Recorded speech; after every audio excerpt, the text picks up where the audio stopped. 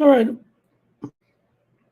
All right. A pleasant good morning to you from Tony'sPicks.com. Good evening, everyone, and welcome to Night Moves here for Tuesday, September 29th, coming off double Monday Night Football.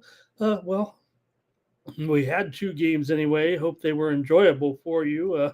First game, okay. Second game, not so much. Maybe neither game was very entertaining, but we did have a doubleheader here on Monday night, and that was pretty much our sports betting action here for this evening. And getting ready, though, for a big day of Major League Baseball here on Tuesday with the playoffs today going all day, starting at 1 Eastern, 10 Pacific. We got games lined up, all four wild card game set to go off here this afternoon, and a big game in the WNBA, a deciding game in the WNBA. Who will take on the Phoenix Mercury in the WNBA finals? Will it be the Indiana Ambulance Fever or the Las Vegas Aces, who are considerable favorites tonight to defeat the Indiana Fever here on Tuesday? So I will recap the action here on Monday Night Football and also talk a little bit about the preparation for the Major League playoffs. But get to it here with the action on Monday night as the Dolphins in the early game, the better game as it turned out to be, defeated the Jets 27-21. The Jets nearly ran for 200 yards. They did have a bunch of penalties, but that was their downfall in this one. They now lost their first four games, allowing about 30 points per game so far, and they got lit up here by the Dolphins for 27. Dolphins aren't exactly world beaters. Bummer days, man. Tyreek Hill, really ugly knee dislocation. It looked like something else at first, but nonetheless, poor Tyreek, always the butt of all the jokes with waving to the fans and really, just trying to stay positive, and everybody wants to criticize him for that too. But that is a bummer for Miami. Not that they were going anywhere, but they do lose Tyreek Hill with a dislocated knee. I guess that's maybe not a season-ending knee injury, as it turns out, but man, seems like it would be. He suffered that injury, but the Dolphins are still able to hang on there with that early 24 points on their first five drives. So, hey, the Dolphins continue to score under McDaniel at home. We can make fun of the guy, but he's 13-8 as a home favorite against the number with the Dolphins. The Jets have never been able to perform well here. We did have a winner here on Night Moves last night with the over in that game. The Jets are 3-12 against the spread on the division road in their last 15 games. So Dolphins, 10 of the last 12, they've defeated the Jets, and they got it done there last night, defeating the Jets in that Monday Night Football opener that turned out to be the better game of the two. Tua, 177 yards, 2 touchdowns. Achan, 99 yards rushing. Justin Fields was okay. He had that one incredible run for sure. 226 yards passing, 81 yards on the ground for a over 300-yard day, and that great touchdown run in the loss. But really bummer there for that dislocated kneecap knee there. All right, and let's take a look here now at the late game right now. And hello, go over in the chat. Kane is here tonight. Thank you, Mr. Weskers. Thank you as well. He had the over with me or over with them in the morning. Oh, Kane had the over there. There's Mr. Weskers in the chat. Hey, I want to hear from you guys in the chat tonight. Let me know what you're on here on Tuesday on Night Moves as I go over the card. We just got the 4 Major League Baseball games and the 1 WNBA game, unless you guys can drum up some other action here. I'm watching some overnight tennis right now. There, we do have 1 game in La Liga tomorrow that was postponed due to weather on Monday. All right, other game here on Monday Night Football was the Broncos dismantling the Bengals. Without, you don't want to say, always relying on the quarterback, but without Burrow, this team is in big trouble. Zach Taylor, he's 45-32 with the Bengals, but 8-24 when he doesn't have Burrow as a starting quarterback. And so that says a lot right there for what the Bengals needed. They were unimaginative in their game. 28-3, the Broncos dominated. The Broncos had 500 yards of total offense, and the Bengals are not exactly the worst defensive team, but when you can't give a team field position too, it does turn out to be a disaster. But the Bengals had just 159 yards of total offense. So Denver, another perfect game at home for no touchdowns. For the second game in a row, and they've been winning all their home games too. I think that's 7 straight home games right now. We said J.K. Dobbins would be the man, and boy, was he ever, with 101 yards rushing. Felt like he was in control of the game. Bo Nix, 326 yards, making it look easy, making it look like one of his best games of his career, quite frankly. 2 touchdowns there. Bengals can't run the ball, averaging less than 3 yards per carry this season. So Bengals also just 2-11 on third down there, and the blowout in that one. Bo Nix did it, one of his better games for sure. Denver, man, ran 80 plays to the Bengals 49 plays and crushed them in that one. All right, turn now to a little bit of Major League Baseball. There were some managerial firings here on Monday, just late here at the end of the football game. Bruce Bochy is let go by the Rangers. I mean, he'll be in the Hall of Fame one day for his managerial success. He won the World Series with Texas in 2023. He's also won with the Giants, of course, and he had a great tenure with the Padres as well. 3 World Series titles with the Giants in his career. Speaking of the Giants, they did fire Bob Melvin on Monday, a few weeks after his contract was actually extended through next year, but the Giants were just a 500 team this year, and he's probably not Buster Posey's guy. So 3-time manager of the year. He was with the Padres as well. Padres kind of cut him loose so that he could kind of go back to San Francisco, but it just didn't work out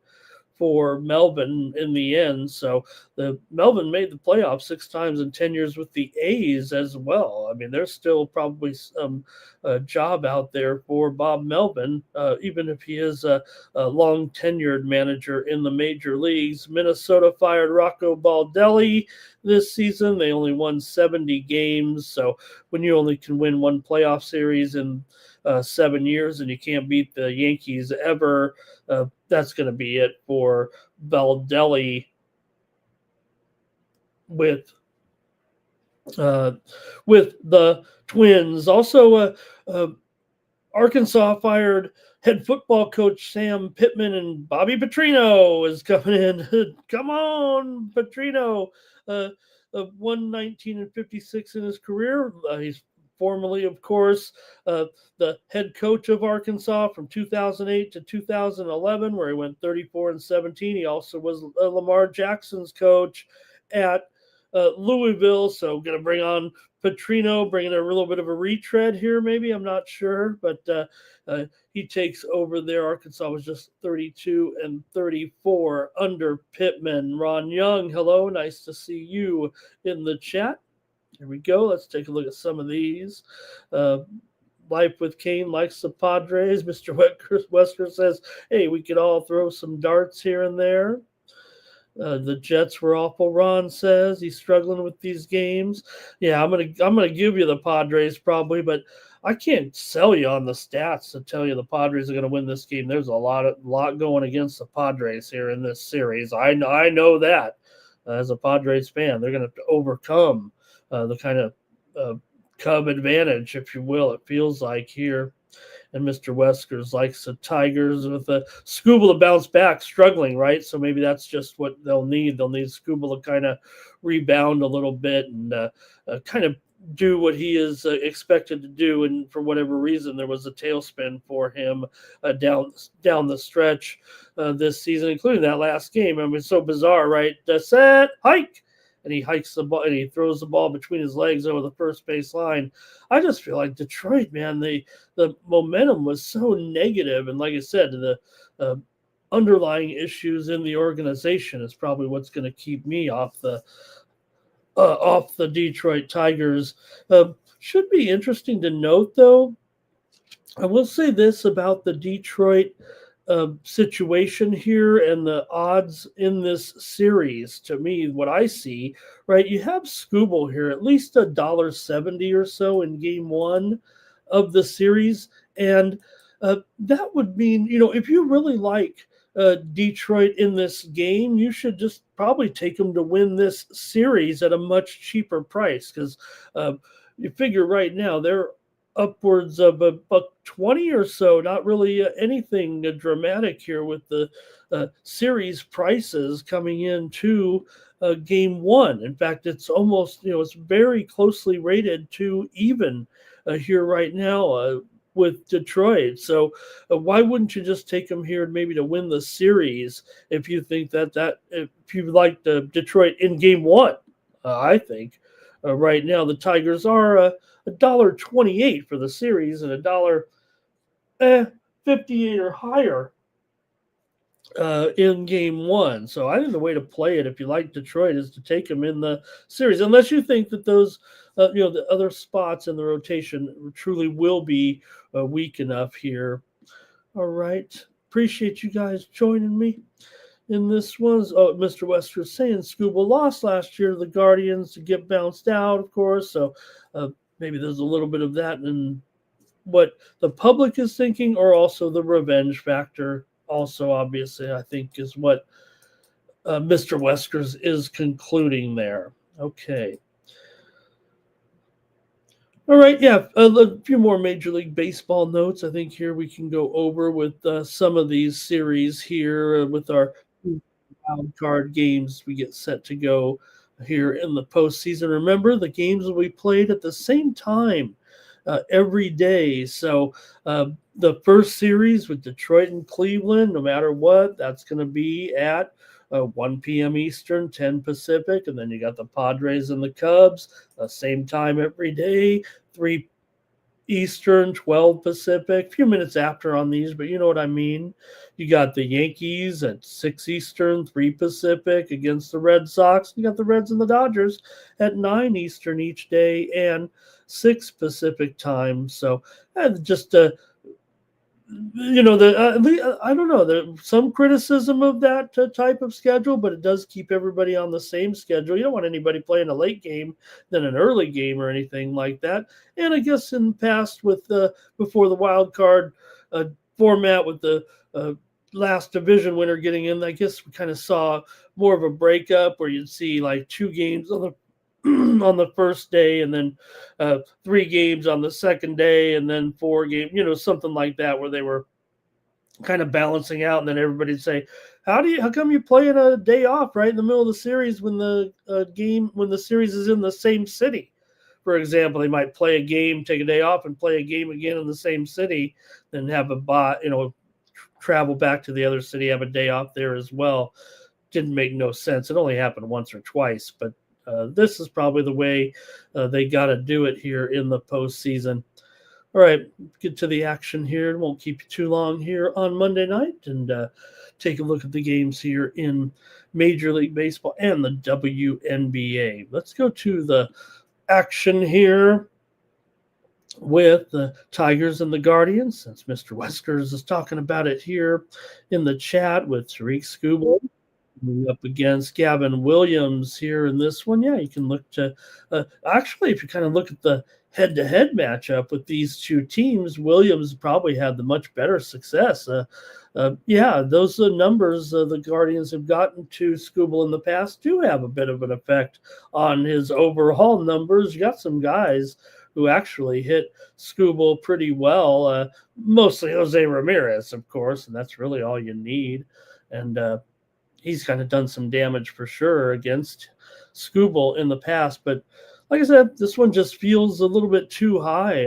I understand that Skubal can go in here and deal, even with what's happened. And remember the series they had last week as well, and that was the big game, right, when Cleveland got to Skubal there a little bit. And, funny, you look at some of the streaks with these two teams, right? I mean, the Cleveland Guardians had a 10-game losing streak in there during the season, and the Tigers, remember, they were almost at a record pace early in the season, scorching out of the gate. But then they went 1-12 at one stretch in July, and then they went 0 for 8, obviously, down the stretch there. And like I said, I mentioned it before, but there is some, tumult in the Tigers front office with a lot of accusations and probably some lawsuits as well from a tremendously disappointing offseason or off the field season. So we'll see. It should be a good one here. Let me get your opinion in the chat if you'd like. Mr. Weskers chiming in. See if Gavin Williams can handle it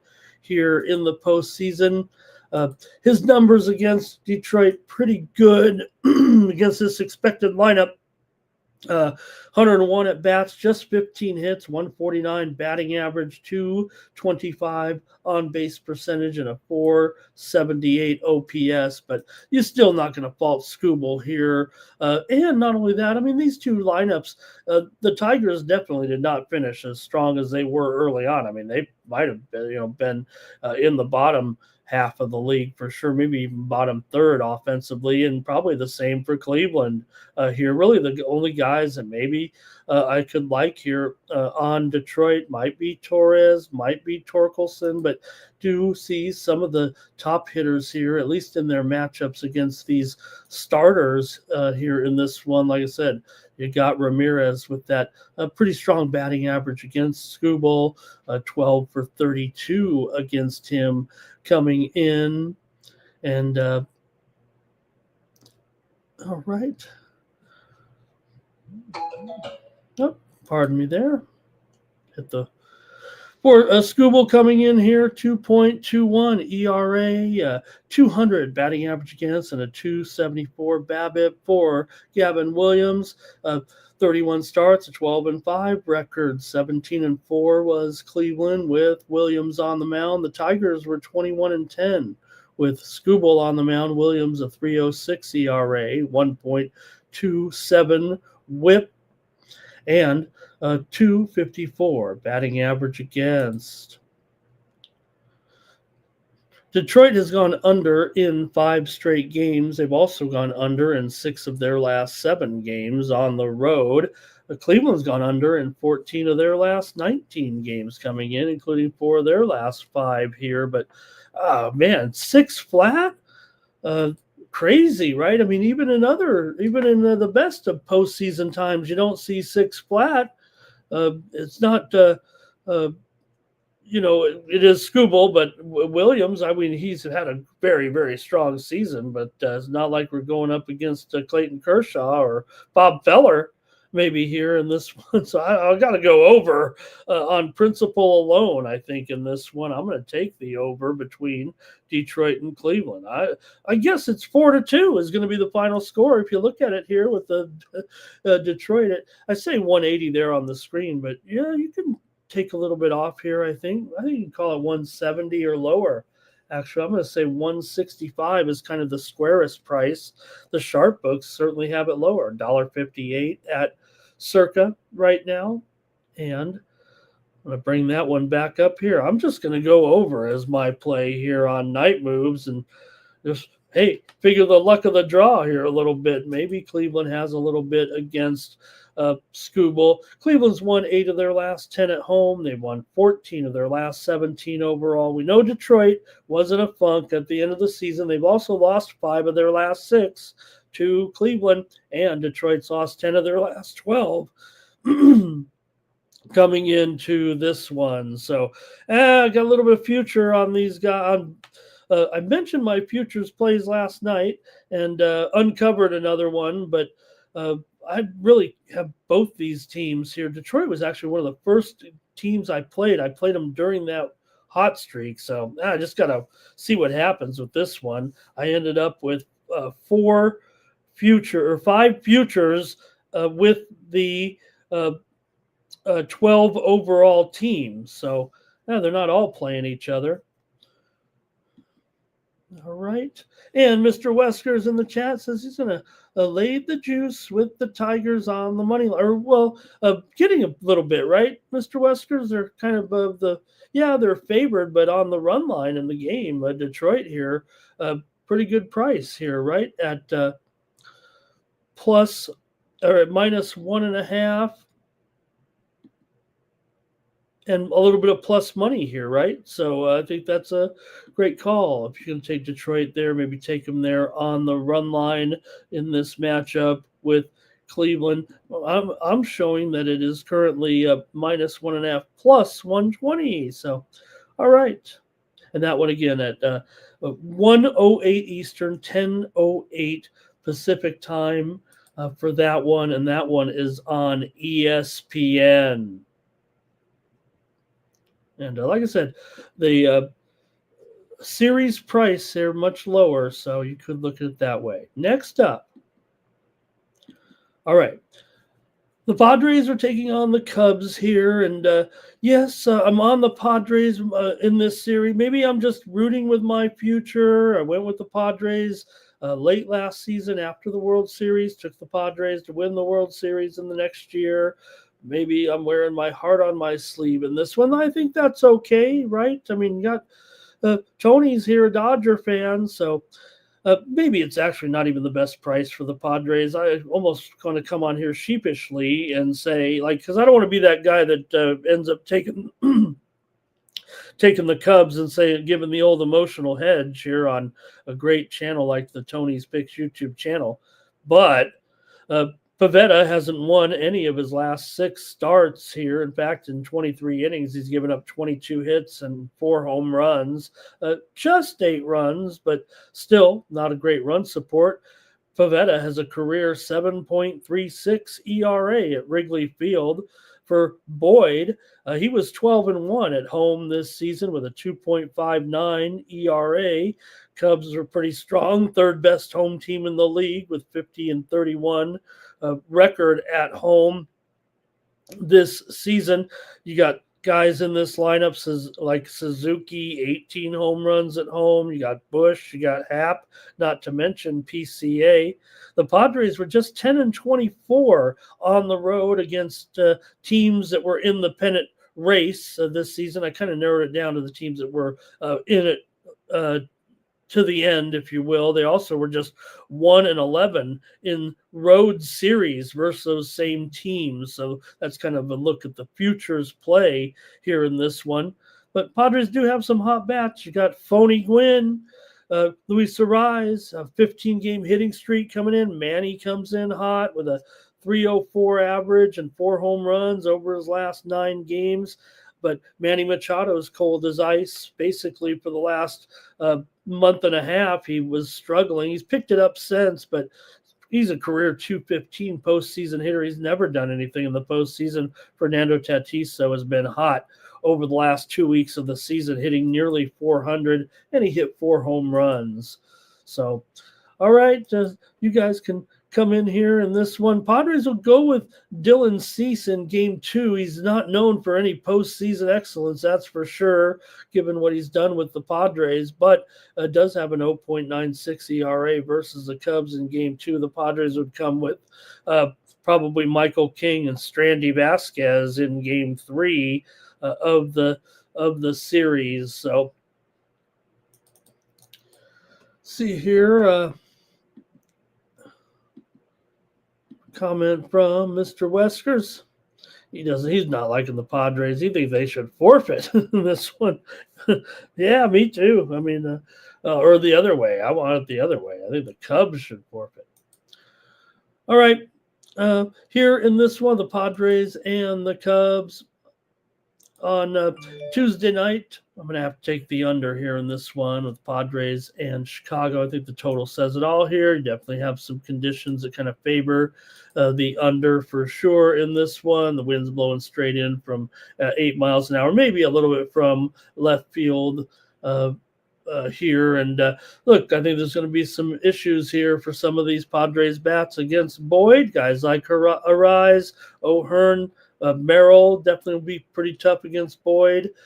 Sheets and Cronenworth got the down arrow on them as well. Manny could probably do something here against Boyd, maybe also Bogarts, but I would think that the pitching will be a little bit stronger here. Nico Horner's got a good matchup against Pivetta. So does Suzuki here, but not a great matchup for Bush, for Happ, or for Tucker.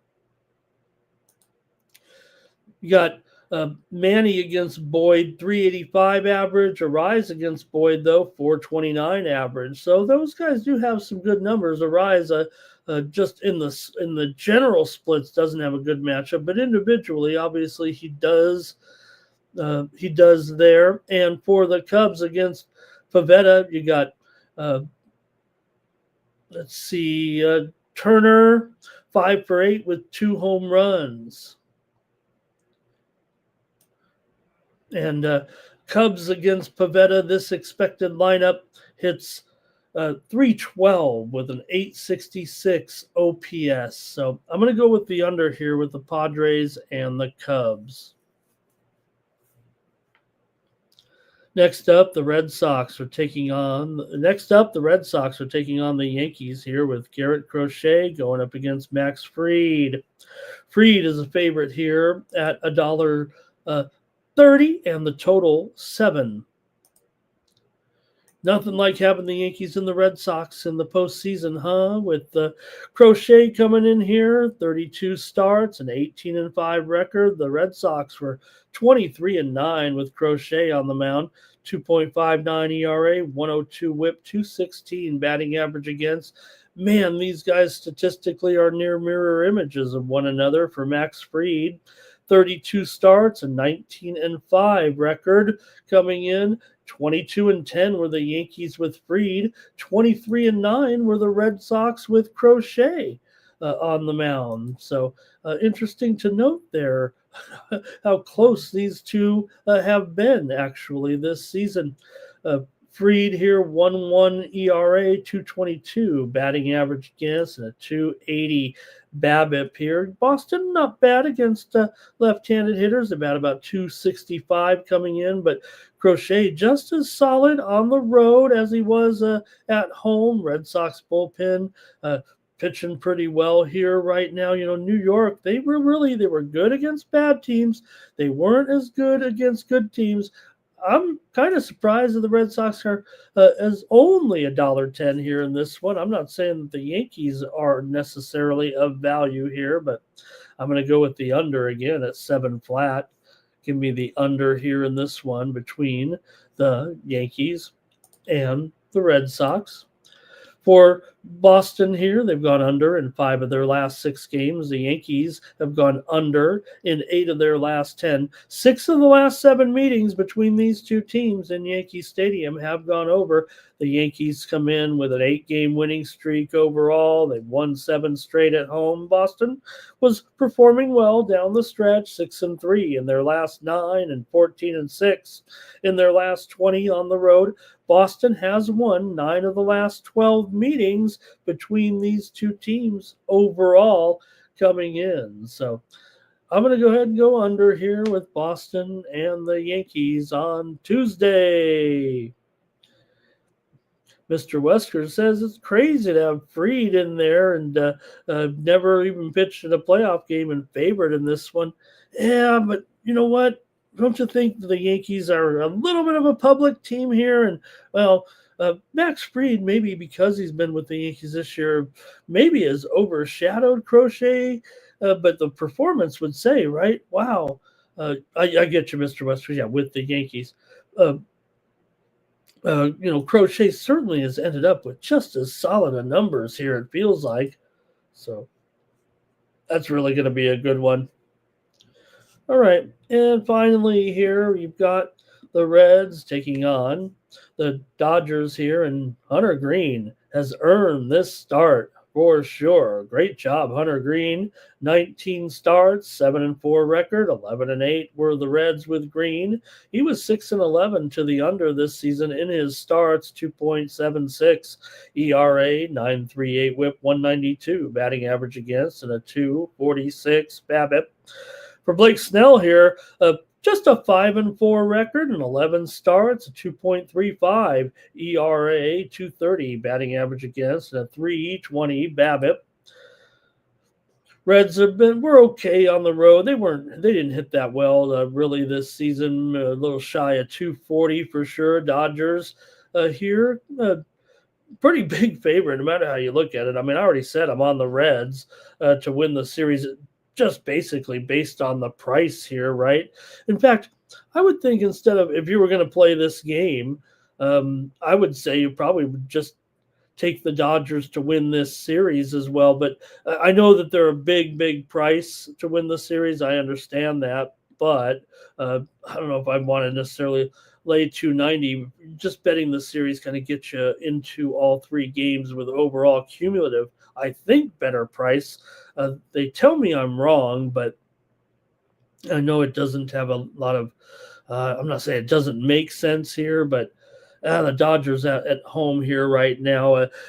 Snell has been in a groove for sure. Last three games, ERA under 5. He's been mowing them down, and Green on the road really is not the same Green that we saw at home this season. So it's probably going to be an overwhelming matchup, but I'm going to try Cincinnati here. I said I'm on them in the series. The run line's not awful, although here in the playoffs it is jacked up there a little bit at +1.5, -130, and I'm going to take the Reds here on the run line against the Dodgers on Tuesday night. For the Dodgers coming in, won 5 in a row here down the stretch. They won 4 of their last 5 at home. They've beaten the Reds in 6 straight games, but the Reds won 8 of their last 11 down the stretch. They are just 1-5 in their last 6 games against the Dodgers overall. 6 of the last 8 meetings between these two teams have gone under. Reds have gone under in 4 of their last 5 on the road coming into this one. So I'm going to take the Reds here on the run line against the Dodgers. And Mr. Wesker says Snell, yeah, he lets him on base and then he gets out of it. That's the Snell magic there, I think. All right, that is going to be some great wild card series for the next 3 days. You got baseball all day. I think that it's good. I think the format's good. And I think the way the games, there's a little bit of overlap. You're going to get the last part of the game for a half an hour or 45 minutes over the next one. But hey, you know what? That's how you got to watch them here in the postseason. So should be a good series of games for sure this week. All right, let's go to the WNBA here on Tuesday night. It's Game 5 between the Indiana Ambulance Fever and the Las Vegas Aces, with the series tied at 2. They return here to Las Vegas. And, it does seem like as great as the Fever have been to hang in this series, and as good of a job as Stephanie White has done, kind of keeping the team together here. Well, you look at the Aces, they do already have a big blowout win at home. Yeah, the Aces lost by 7 last game, at Indiana. So that's certainly something you have to consider, that maybe it's just turned out to be kind of a home team dominated series here. But maybe in at least game five, if White is that top notch coach that we all think that she is, maybe they can stay within the number here and cover this spread here at least. I know that sometimes the game kind of gets away at the end, and with all the injuries that Indiana has suffered, yeah, there's going to be a little bit of weakness on the backside of the bench here a little bit. I think that's why we saw uh, them get blown out of that game. It was only 84-72, but remember the game at Las Vegas was 90-68. But meanwhile, Indiana won that first game in that upset, 89-73 at Las Vegas, and then Vegas won 90-83 there in that last game, or Indiana won 90-83 there in that last game. I hope I got those right. Did I say it right? Indiana won 89-73 at Las Vegas, lost 90-68 in game two, came home, lost 84-72, and then won 90-73 in game four. I might have said the games backwards there a little bit. So for the aces here, look, you're going to have Aisha Wilson, a pretty strong matchup against Aaliyah Boston, even if Boston has been a little bit of a menace to Wilson. You'd think that Wilson can still have a very, very strong game and maybe prove her worth as the MVP here in game number 5. Also, Chelsea Gray has a pretty strong matchup in her situation against the likes of Odyssey Sims here. And it's Sims that really, as much as she's been important to the Fever coming to the team late in the season, to help them with all those injuries, and she's had some outstanding games. But the last 4 weren't.